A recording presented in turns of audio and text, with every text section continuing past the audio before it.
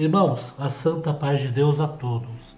Batismo, perdão dos pecados. O batismo nas águas é um mandamento deixado pelo Senhor Jesus à sua igreja. Antes de subir aos céus, ordenou aos seus discípulos: portanto, ide e ensinai todas as nações, batizando-as em nome do Pai, e do Filho e do Espírito Santo. Mateus 28:19. Também está escrito: e quanto fizestes, por palavra, por obras, fazei tudo em meu nome, em nome do Senhor Jesus, dando por ele graças a Deus Pai. Colossenses 3,17. Assim, não há contradição entre as Escrituras, pois toda a obra da redenção foi consumada pelo Senhor Jesus Cristo, e os apóstolos, em cumprimento ao mandamento recebido, batizavam em seu nome, conforme se ler: arrependei-vos e cada um de vós seja batizado em nome de Jesus Cristo, para perdão dos pecados, e recebereis o dom do Espírito Santo. Atos 2:38. E ainda está escrito bem assim: e agora, porque te detens, levanta-te e batiza-te, e lava os teus pecados, invocando o nome do Senhor. Atos 22:16. As Escrituras não ensinam que a água possua virtude para remover pecados, pois somente o sangue de nosso Senhor Jesus Cristo purifica o homem de toda injustiça. E o sangue de Jesus Cristo, seu Filho, nos purifica de todo pecado. 1 João 1:7. Entretanto, o batismo é um ato de fé e de obediência à palavra de Deus, pela qual o crente, havendo se arrependido de seus pecados e crido no Senhor Jesus Cristo, identifica-se com a sua morte, sepultamento e ressurreição, propondo-se a andar em novidade de vida, de sorte que fomos sepultados com ele pelo batismo da morte, para que, como Cristo ressuscitou dos mortos, pela glória do Pai, assim andemos nós também em novidade de vida. Romanos 6:4. Assim como, em tempos antigos, o Senhor manifestou o seu poder no meio da obediência à sua palavra, lançando Moisés o lenho nas águas de Mara. Êxodo 15:25. Mergulhando Naamã no Jordão, segundo Reis 5:14, e enviando o cego a lavar-se no tanque de Siloé. João 9:7. Também no batismo, a eficácia não está no elemento material, mas na operação de Deus para com aqueles que, de coração sincero, obedecem à sua vontade.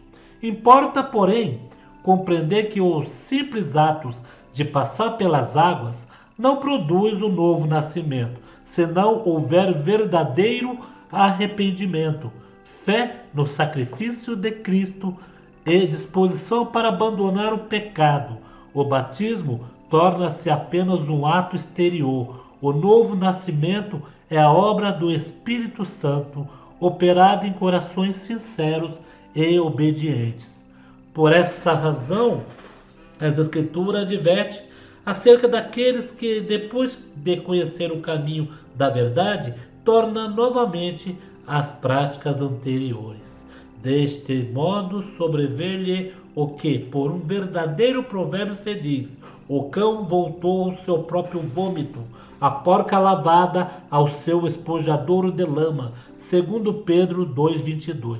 Portanto, queridos, o batismo deve ser recebido com temor, fé e boa consciência para com Deus, sendo o início de uma vida de santificação, perseverança e obediência. Aqueles que verdadeiramente nasceu de novo não permanece só no primeiro rudimento da fé, mas prossegue em guardar toda a palavra de Deus, crescendo na graça, na comunhão e na prática da caridade, pois está escrito: e tudo sobre tudo isto revesti-vos de caridade, que é o que é o vínculo da perfeição. Colossenses 3:14.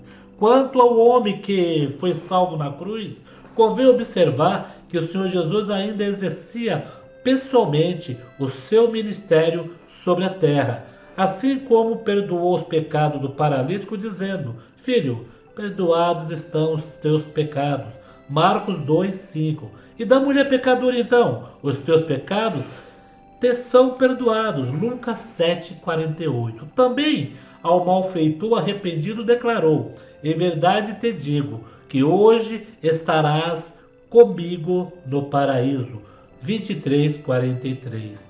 O Senhor Jesus Cristo tem autoridade para perdoar pecados, conforme ele mesmo afirmou. Ora, para que saibais que o Filho do Homem tem na terra poder para perdoar pecados. Marcos 2:10.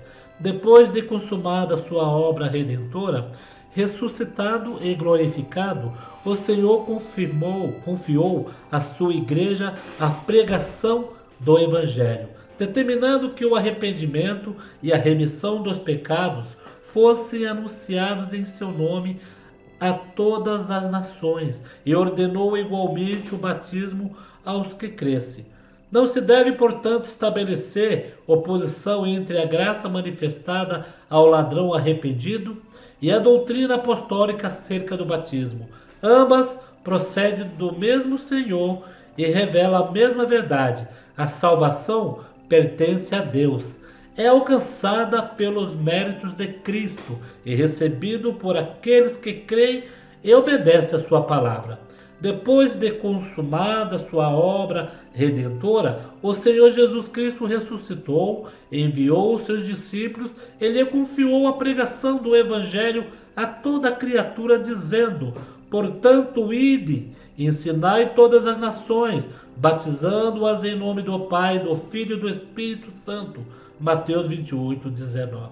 Também lhe confiou o ministério da reconciliação, conforme está escrito: E tudo isto provém de Deus, que nos reconciliou consigo mesmo por Jesus Cristo e nos deu o ministério da reconciliação. 2 Coríntios 5:18. E ainda, de sorte que somos embaixadores da parte de Cristo, como se Deus por nós fosse exortar-se. Rogamos-vos, pois da parte de Cristo, que vos reconcilieis com Deus. 2 Coríntios 5:20.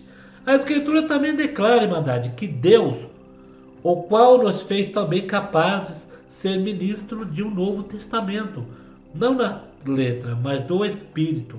2 Coríntios 3:6. Acerca da igreja está escrito: Mas vós sois a geração eleita, o sacerdócio real, a nação santa, o povo adquirido. 1 Pedro 2:9. Assim, aqueles que foram chamados pelo Senhor não anunciam doutrina própria, mas exercem o ministério que lhe foi confiado, pregando o evangelho da paz, chamando os homens ao arrependimento, a fé em nosso Senhor Jesus Cristo e a obediência à sua palavra. Desta forma, a remissão dos pecados continua sendo concedida exclusivamente por Deus pelos méritos do sangue de Cristo à igreja. Porém, recebeu do Senhor a incumbência de anunciar esta graça, ministrando o evangelho da reconciliação e administrando em obediência à palavra os atos ordenados pelo próprio Senhor, entre eles o batismo.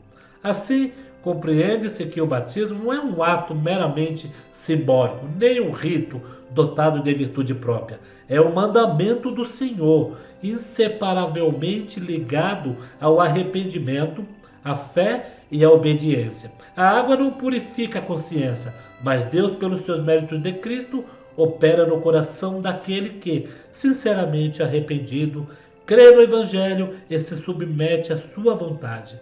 A partir desse princípio, inicia-se uma vida de santificação, perseverança e fidelidade, aguardando a consumação da salvação na vinda de nosso Senhor Jesus Cristo.